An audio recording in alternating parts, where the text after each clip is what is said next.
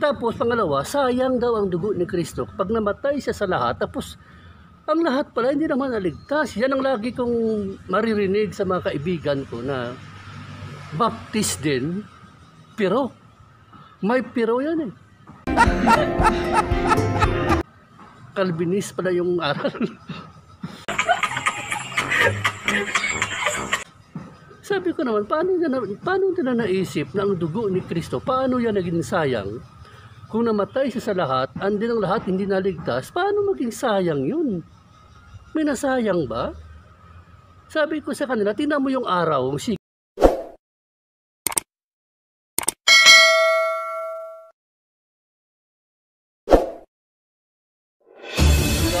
isang pagsasalita ng katotohanan na may halong pag-ibig.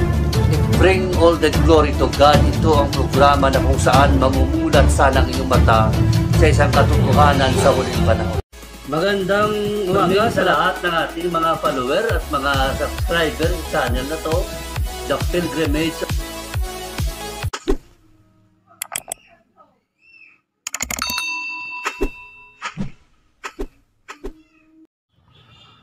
Kumusta mga pre? Magandang hapon sa lahat ng ating mga subscribers. At huwag makalimot na i-click nyo ang subscribe, then may bell dyan, i-click nyo rin para pag may bago tayong video na i-upload, ma-notify kayo ng YouTube. And then, kung may mga kaibigan kayo, kilala na mga Christian, especially Baptist, pwede nyo silang i-invite at i-share ang link na ito para makatulong tayo kung paano nila matanggap ang paniniwala talaga na baptistic. Kasi alam naman natin sa mundo ng mga Baptist, makikilala mo ang tao Baptist siya kasama mo sa church, pero ang reality, mayroon siyang doktrinang dala-dala, doktrina ng Protestante, especially galing dun kay John Calvin, at ang doktrina ni John Calvin na adapt niya dun kay St. Augustine ng Hippo ng Africa yata yun. So hindi actually purely Baptistic ang kanyang doktrina, may mga sari-sari siyang mga aral na dala-dala. So kung minsan magtataka ka sa mga member ng mga Baptist churches, nagtataka ka bakit ang doktrina nito iba, pero pareho kayong Baptist. Kasi sa mga libro na nababasa niya, na normalize kasi na may mga libro ang Baptist, may mga libro ang Calvinist na namingold, nagmix at nadala sa church. Kaya sa iglesia na mga Baptist, ang aral ng Protestante napasok doon. Kung wala naman akong sinasabi na lahat ng aral ng Protestante mali. Nabasa ko, may mga tama. Pero yung Baptistic, paano mo ma-preserve ang doctrine ng isang Baptist? Dapat, yun talagang ituro sa church. Ngayon, bigyan nyo kayo ng 5 na palatandaan na ang iglesia, Baptistic ang aral. Na talagang walang duda na yun talaga ang ituturo simula nung panahon na lumitaw ang faith and repentance na pananampalataya para maligtas ang tao. Una, ang tinatawag nilang total depravity. Ang Baptist actually naniniwala sa total depravity. Hindi tayo naniniwala sa definition ng Calvinism na total inability, kundi total depravity. Ang total depravity, sa pag-analyze natin, ano yan na ang tao sinners by birth, sinners by choice. Ang kanyang emotion, intellect, ang buong pagkatao niya tainted by sin. Ang desisyon niya influenced by sin. Wala kang makita na sa pagkatao niya na walang kumbaga para siyang tubig na malinis. Nilagyan mo ng konting gasolina, yun ang pagkatao ng isang tao, hindi na pure na tubig ang malasahan mo, kundi may halong gasolina na. Yun ang pagkatao ng total depravity ng tao. Ang kanyang nature makasalanan, lahat. Kaya kung minsan, ang mga desisyon niya, influenced by sin, laging mali. Pero, itong tandaan natin, hindi ibig sabihin nun, ng tao, wala ng freedom of choices. Hindi ibig sabihin ganun. Nandoon pa rin ang kanyang free will, freedom of choices, mamili siya ng good, mamili siya ng evil. Sa choice niya ang total depravity nagsasabi ng tao, pwede siya maging diablo. Kung gustuhin niya na maging satanas ang ugali niya, pwede niyang gawin. Pwede siya maging murderer, pwede siya maging rapist kung gustuhin niya. Pero sa kanyang choice, hindi niya pinili ang ganun. Diba? Yun ang total depravity. Ang tao is capable of doing sins na higit pa sa isang murderer. Pero dahil sa kanyang choice, pinili niya na wag yun, hindi niya gagawin yun. Yun ang kahalagahan ng total depravity. Pag narinig mo sa Baptist churches ang total depravity na hindi nawala ang kanyang freedom of choices, yun ang tunay na Baptistic. What? Na ibig sabihin, ang konklusyon doon, ang tao, pwede siya maging ganito. Pwede siya maging kriminal. Kung piliin niya, maging kriminal siya. Pero dahil sa kanyang choice, he chose not to be. Yan ang una. Pangalawa, yung kaligtasan na conditional. Kapag narinig ka sa simbahan ng mga Baptist, ito yung mga palatandaan na talaga ang church na napasukan mo, Baptistic talaga. Pag itinuturo nila doon na ang kaligtasan is faith and repentance alone kay Jesus Christ, in condition sa faith and repentance. Pangalawa, ang kaligtasan by grace alone, na biyaya ng Diyos ibinigay sa tao at tinanggap naman ng tao sa pamamagitan ng pananampalataya ang buhay na walang hanggan. Yun ang Baptistic. Hanggang ngayon, hindi nagbabago yan. Kapag nakarinig ka ng church na tinuturo niya ng kaligtasan unconditional, hindi na actually Baptistic yan. Baptist ang pangalan ng church. Landmark Baptist Church.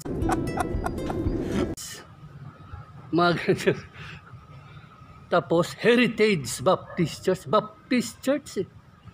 Pero ang doktrina, unconditional election. Ang doktrina, ang kaligtasan, walang kondisyon, even faith and repentance, hindi na yun Baptistic. Kasi ang Baptistic na doctrine, na mamulat ka simula noon hanggang ngayon, hindi nagbabago. Ang salvation is by grace alone, through faith and repentance in the blood of Jesus Christ. Yan ang Baptistic. Pangatlo, unlimited atonement ng pagtubos ni Kristo sa krus para sa lahat. Pasensya na sa mga ubo-ubo natin kasi hindi pa ako magaling ngayon.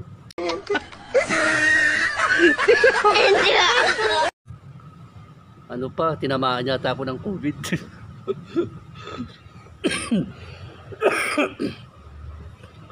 So, pag naniwala ang isang church na pasok halimbawa sa isang simbahan na lagyan ng Grace Baptist Church, Calvary Baptist Church, Life Gate Baptist Church, pag itinuro na doon sa loob ng ang atonement is unlimited only to those sa mga elect. Hindi Baptistic yan. Protestantism na yan. Aral yan ng protestante na pinamunuan ni Calvin. So ang Baptistic is unlimited atonement na si Kristo namatay para sa lahat, ang kaligtasan para sa lahat, ang offer of redemption para sa lahat. By their choices, sa kanila yan kung tanggapin nila o hindi. Ang kaligtasan by faith alone, through repentance, by grace alone. Yun ang Baptistic. Kasi ang argument na lagi kong marinig sa mga kausap ko na Calvinist, pero mga friends ko ito, alam niyo naman, hindi naman tayo naghahanap ng away. Magkaibigan ko ito, ang lagi kong marinig sa kanila, hindi raw pwede na ang kamatayan ni Kristo para lang sa lahat. Dapat sa elect lang kasi God is sovereign.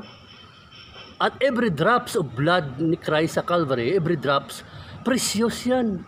So pag ang dugo lumabas sa katawan ni Kristo, umagos, tapos walang naligtas na iba, hindi siya sovereign. Tapos pangalawa, sayang daw ang dugo ni Kristo pag namatay siya sa lahat, tapos ang lahat pala hindi naman naligtas. Yan ang lagi kong maririnig sa mga kaibigan ko na baptist din, pero may pero yan eh. Calvinist pala yung aral. Sabi ko naman, paano nila naisip na ang dugo ni Kristo, paano yan naging sayang? Kung namatay siya sa lahat, andin ang lahat hindi naligtas, paano maging sayang yun? May nasayang ba? Sabi ko sa kanila, tingnan mo yung araw, ang sikat ng araw. Lalabas yan alas 6 ng umaga, tapos pag alas 6 ng hapon, hindi mo na makita, dahan-dahan, mawawala na. Ang sikat ng araw, paglabas nun, lahat tatamaan ng sinag ng araw. Pero halimbawa ako, ayokong tamaan ng sikat ng araw, ayoko. Kasi lahat ng tatamaan ng sikat ng araw, may blessing na tatanggapin. Mayroon kang vitamin D, ang katawan mo titibay. Ayokong lumabas ng bahay, gusto ko dyan lang kubong maghapon. Ni sinag ng araw, hindi ako natamaan. Sayang ba yung sikat ng araw? Ngayon, sabihin mo sayang, paano maging sayang? Kasi ang araw naman talaga, sumikat yan. At ang sinag niya, tatamaan talaga lahat, purposely. Pero pag may isang tao na ayaw niyang lumabas ng bahay at hindi siya natamaan ng sinag ng araw, paano nagiging sayang ang sikat ng araw, hindi ka natamaan? Halimbawa, umulan. Tapos ang umulan, ang saya-saya ng mga tao.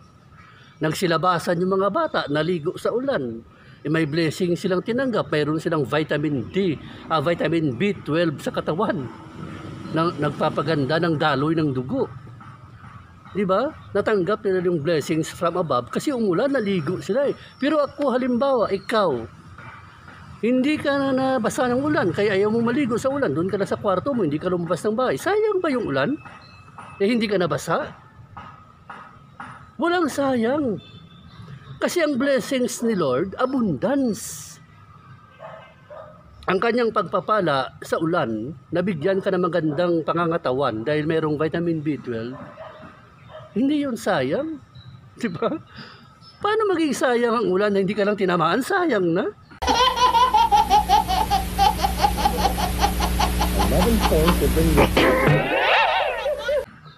Parang ganito lang yan eh.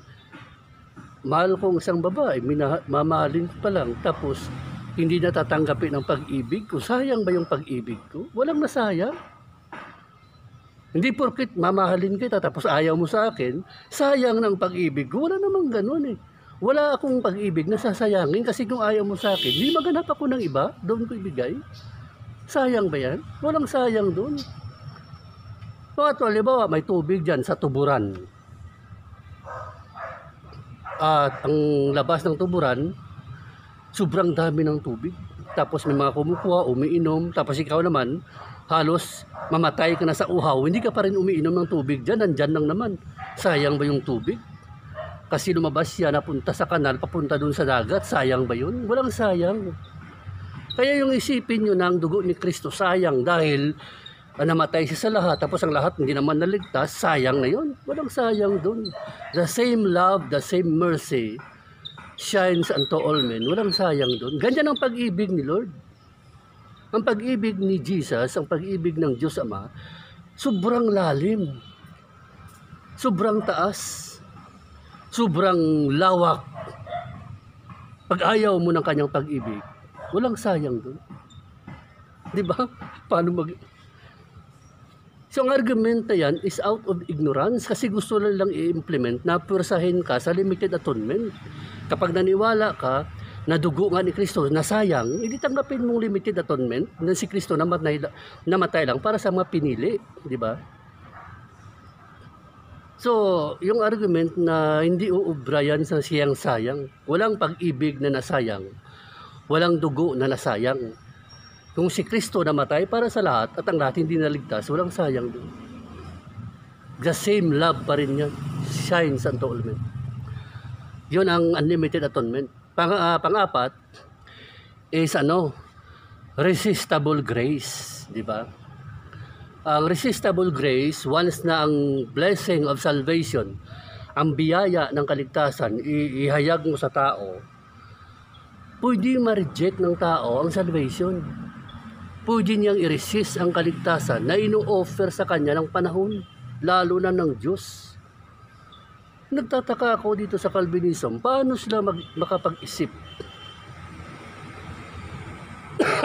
na ang kaligtasan ng Diyos hindi mo ma-resist, hindi mo ma-reject. Kung minsan hindi mo maintindihan, alam mo kung bakit. Kung nag-aaral kasi ng Bible, from Genesis, Jeremiah, to Acts, dyan lang magbasa ka dyan, Genesis, Jeremiah, Acts. Mabasa mo dyan ng history of humanity, full of resistance and full of rejection. Sa Garden of Eden nga lang, niresist ni Lord, niresist ni Adam, iba ang gusto ng Diyos. Huwag niyong kainin yan. May nature ang tao na ayaw niya. Sa Book of Jeremiah, ganun din. Kaya nga nakangker ang land of Israel dahil sa rejection, dahil sa resistance na sinasabi ni Lord na dito kayo, sabi naman ng mga Israel, we will not walk therein. Ayaw nila. Ang kaligtasan ino-offer, wala. Doon din sa Acts, sa early ministry ni Apostle Paul, halos buong buhay na i-dedicate niya doon sa Hudyo na i-present ang gospel. Pero sabi niya, you are not worthy sa gospel, we will turn to the Gentiles. Kasi ang Hudyo, hindi nila matanggap ang kaligtasan kay Kristo. Kaya sabi ni Pablo, di doon na lang kami sa hintil. Di ba? Hinatulan yung inyong sarili na hindi kayo worthy sa eternal life. Resistance yan. Rejection. So, pag may alam ka na isang church na ang tinuturo ang kaligtasan ng Diyos, hindi siya ma-resist. Ang kaligtasan ng Diyos, hindi mo ma-reject. Hindi siya actually Baptistic. Calvinistic yan. Kasi ang Baptist Church is pure Baptist. Yung tinuturo lagi niyan, na ang kaligtasan, ma-resist ng tao, ma-reject ng tao, although naayaw natin ng ganun. Pero nangyayari talaga, basahin yung Book of Acts. History of rejection yan. History of resistance, neglection. Yun. Ang panglima, one save, always save. Yan. Lahat ng Baptist, ano man ang view niya, dito sila talaga nakafocus sa one save, always save. Nang tao, halimbawa, sumampalataya kay Kristo, nagsisi ng kasalanan, tinanggap niya si Kristo na kanyang tagapagligtas. Si Kristo ang nagligtas sa kanya, Diyos ang nagligtas sa kanya, Diyos nang bahala in the latter days na ang pagliligtas ni Lord hanggang katapusan, siya nang bahala nun. Diba? Sabi nga, my sheep hear my voice, and they follow me, and I give them eternal life. John chapter 10.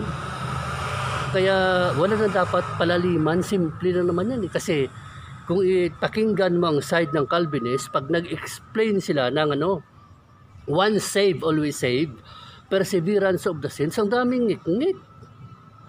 Ang daming, pag pinakinggan mo, ang haba-haba ng kwento, ang daming usapan, may mga gagamitin nila ang sovereignty of God, na ang Diyos makapangyarihan, and then tatanggalan nila ang tao, walang free will. Tapos ano pa, ang tao makasalanan, ang daming daldal para lang makonvince ka na ang one save, always save is true. Samantalang, hindi naman niya masyadong sobrang lalim. Hindi ba okay ang John 3:16 na sinabi, ang sino mang sumampalataya kay Kristo, magkakaroon ng buhay na walang hanggan? Tapos. Wala lang daming palaliman. Nang sabihin ng Biblia na ang sino mang nasa kay Kristo, magkakaroon ng buhay na walang hanggan, tapos na yun. Yun na ang interpretation. Hindi na kailangang gumamit ka ng sovereignty para i-impress mo ang tao na sobrang lalim mo. Kasi hindi na, basic ang doctrine na yan. One save, always save. At Most sa mga born again, mga ibang religion, hindi nila matanggap yan, especially ng out sa Baptist. Hindi nila accepted ang ang OSAS, once saved always saved. Hindi nila yan tanggap kasi ang issue na yan between sa Protestant and Baptist, yan ng doctrinal yan na iniingatan ng mahabang panahon. Even sa ating mga forefathers sa pananampalataya, yun talagang lagi nilang topic na ang kay Kristo hindi na maperes. Usually yan ang mga sign, kapatid, na ng church na pinasukan mo, baptistic, pag nagtuturo ito ng total depravity ng tao, makasalanan, pero hindi nawala ang kanyang freedom of choices. Pangalawa, ang kaligtasan, condition sa faith and repentance. Pangatlo, ang atonement ni Christ sa Calvary, unlimited, wala limit, sufficient for all, efficient only to those who believe. Ang pangapat is irresistible grace. Ang biyaya ng kaligtasan, pwedeng i-neglect ng tao, pwede niyang i-resist, pwede niyang i-reject. Although nga ayaw natin ng ganun na behavior, pero yun ang totoo. By their choices, pinili nilang mabuhay na walang Kristo, walang kaligtasan. Panglima ay once saved, always saved. Perseverance of the saints. Yan ang baptistic na aral na sana ay matutunan natin at i-preserve na panghabang panahon. Maraming salamat. Huwag makalimot, invite nyo ang mga kapatid nyo na Baptist Christian, na share nyo ang channel na ito. Magkwentuhan tayo. Pwede kayo mag-comment doon sa baba na kung anong topic ang gusto nyong talakayin na related sa Calvinism. And then, gawaan tayo ng clips. I-mention kung pangalan mo na ikaw na para at least okay, di ba? Maraming salamat.